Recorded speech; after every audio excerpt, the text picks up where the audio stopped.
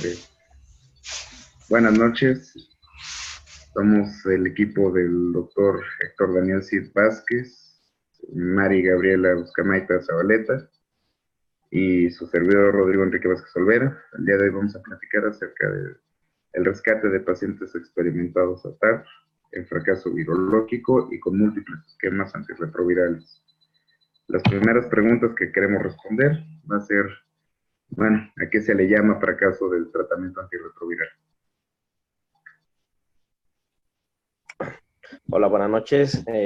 Bueno, pues vamos a acotar el tema de manera muy puntual. La definición de falla virológica tal cual, pues es aquella en donde tenemos dos determinaciones consecutivas con una carga viral plasmática por arriba de 200 copias por mililitro. Esto una vez que ya transcurrieron 24 semanas desde el inicio de tratamiento altamente activo. En el contexto de una falla virológica, tenemos que tener presente que puede ocurrir con o sin selección de mutaciones de resistencia. Algunas otras definiciones que tenemos que tener muy presentes en el estudio de una falla es que pueden existir bajo el contexto de una viremia de bajo nivel o de muy bajo nivel. Las viremias de bajo nivel se refieren a la carga viral plasmática que se detecta entre 200 y 1000 copias por mililitro. Y una viremia de muy bajo nivel es cuando tenemos una carga viral plasmática entre 50 y 200 copias por mililitro.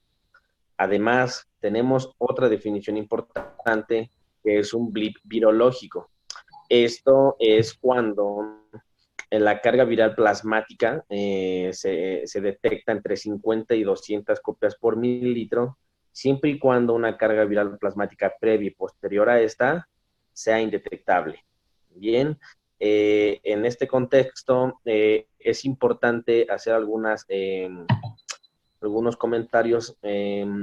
Se ha estudiado y se tiene bien demostrado que los pacientes que presentan viremias de bajo y de muy bajo nivel, estos son muy susceptibles a desarrollar mutaciones de resistencia en un futuro. Realmente no hay un consenso bien definido sobre qué hacer. Sin embargo, lo que se ha hecho es que se recomienda administrar un tratamiento antirretroviral con una alta barrera genética frente al desarrollo de resistencias y investigar posibles interacciones tanto medicamentosas, tanto farmacológicas y principalmente la adherencia. En general, estos pacientes tienen una mayor probabilidad de fracaso virológico. Hay una alta probabilidad de aparición de mutaciones y hay que investigar principalmente, como comentamos, el apego. Los blips aislados realmente no tienen una repercusión clínica, sin embargo, si esto es frecuente, también se asocia a un mayor riesgo de falla virológica. Y pues, como comentamos, hay que revisar interacciones farmacológicas, farmacocinéticas y algún tema alimentario. Quiero comentar el estudio que se hizo en México por el doctor Santiago Ávila, en donde es muy puntual en cuanto a el porcentaje de resistencias primarias transmitidas que se presentan en nuestra población. Se ejemplifica todos los centros que han participado con pacientes. Y bueno, lo relevante en sí es que actualmente tenemos una alta incidencia de resistencias primarias transmitidas a no nucleócidos, un 11%, se dice que hasta un 26% ya puede tener una mutación.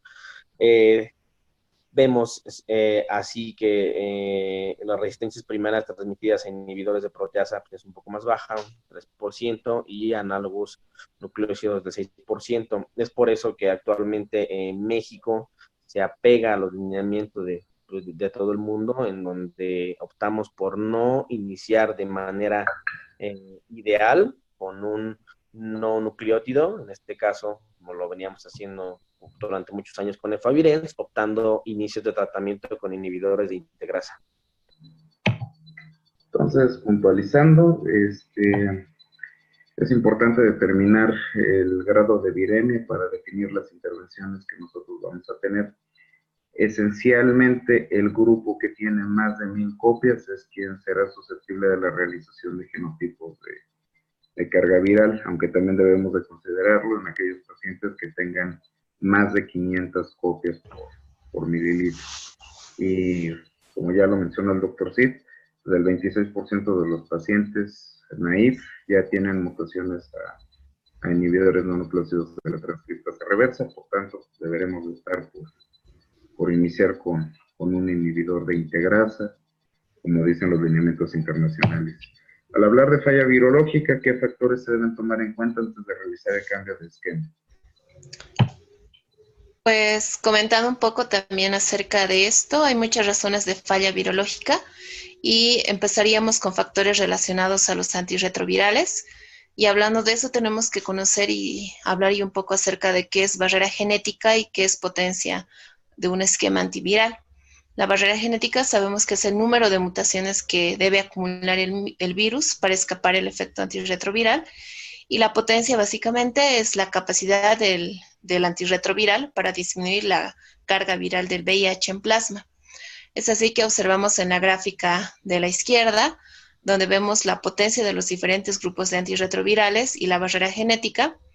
Y en realidad, cuando nosotros evaluamos al momento de intentar cambiar o modificar un esquema antirretroviral o valorar el esquema con el que nuestro paciente se encuentra en ese momento, tenemos que ver que hay ciertos medicamentos que van a tener mayor barrera genética y mayor potencia, por ejemplo, dolutegravir, lopinavir, ritonavir, darunavir, ritonavir. Y son medicamentos que serían como de elección o que bajo el contexto de cada paciente se podrían elegir al momento de cambiar un nuevo esquema antirretroviral.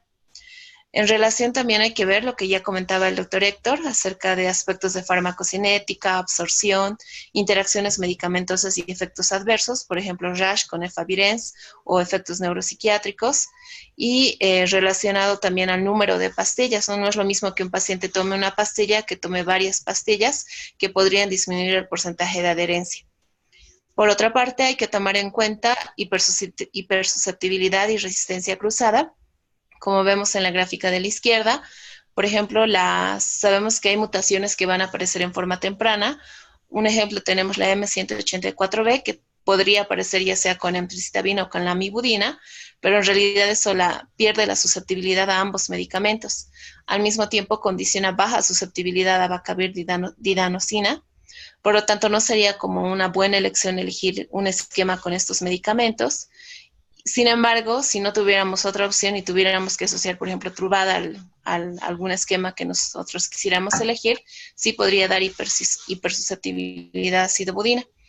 Es así que, como observamos, las TAMs, la K65R y las diferentes mutaciones tienen diferentes contextos en los cuales nosotros debemos analizar al momento de elegir un nuevo esquema antirretroviral, conjuntamente con todo lo que es barrera genética y potencia antiviral, ¿no? Y relacionados en realidad a lo que va a ser el virus del VIH, tenemos que ver que pacientes que ya empiecen con alta carga viral al momento del diagnóstico ya es un factor de riesgo básico para desarrollar falla virológica.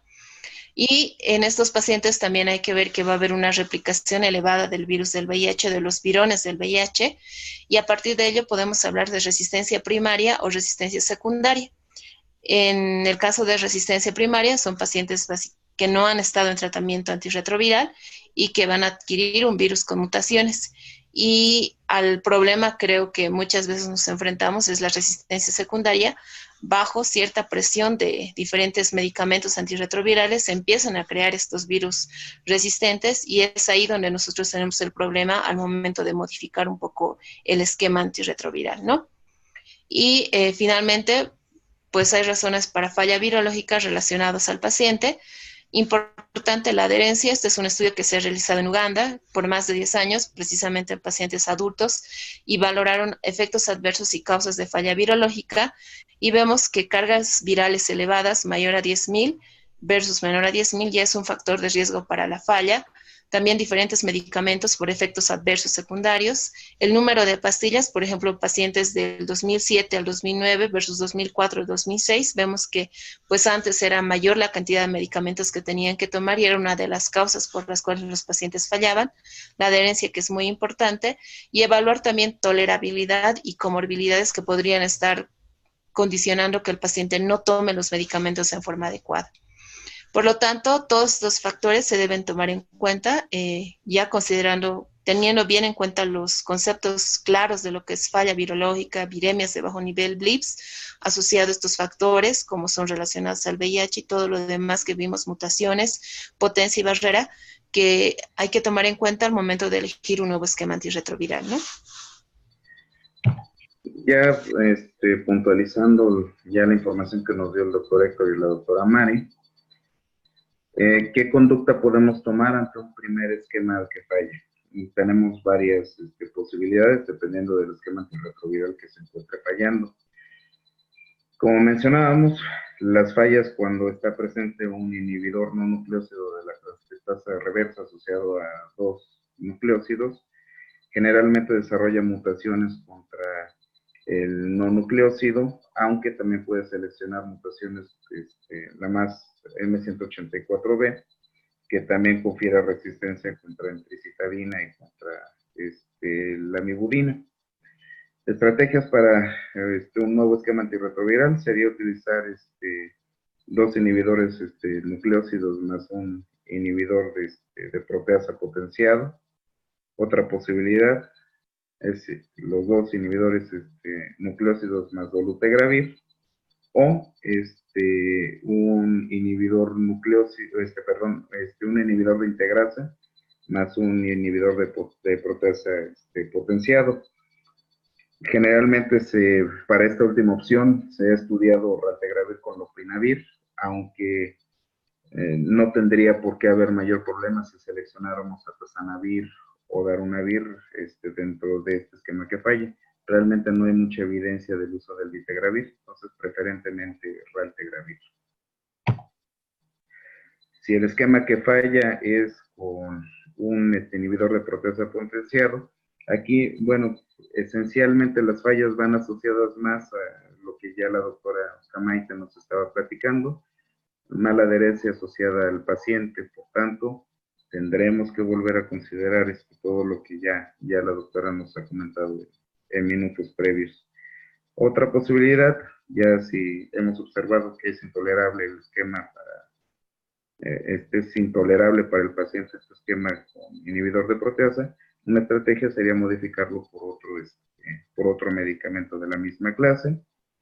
Podemos utilizar otro inhibidor de proteasa junto con un inhibidor de integrasa, o probar un inhibidor de integrasa con dos inhibidores nucleócidos. En el caso de que el tercer medicamento que falle sea el inhibidor de integrasa, tenemos varios escenarios clínicos a desarrollar. Esencialmente, si hay falla virológica sin mutaciones de resistencia, una estrategia es continuar el mismo esquema y valorar la adherencia del paciente.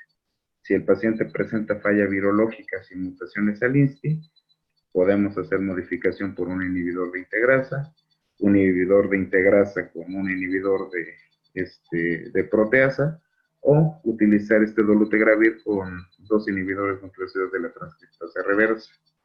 En caso de que la falla virológica esté asociada a mutaciones de resistencia contra el raltegravir o el vitegravir, tenemos tres posibilidades a realizar. La primera es modificarlo por un inhibidor de proteasa potenciado. La otra es un inhibidor de proteasa potenciado más dolutegravir 2 veces al día, o dolutegravir 2 veces al día con un inhibidor de la transcriptasa reversa nucleócido activo.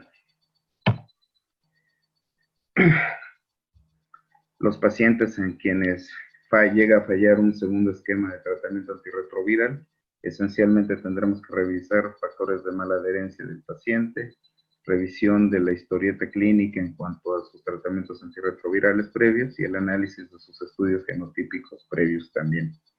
Si el paciente, dentro de los estudios de resistencia que hemos obtenido, no tiene opciones a algún fármaco plenamente activo, El objetivo cambia completamente, principalmente va dirigido a preservar la función inmunológica, prevenir la progresión clínica y prevenir la acumulación de mutaciones de resistencia.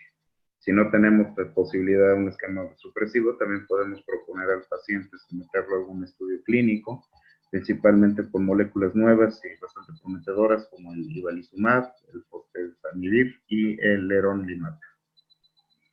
Bueno, muchísimas gracias por su atención. Eso es todo lo que queríamos platicar.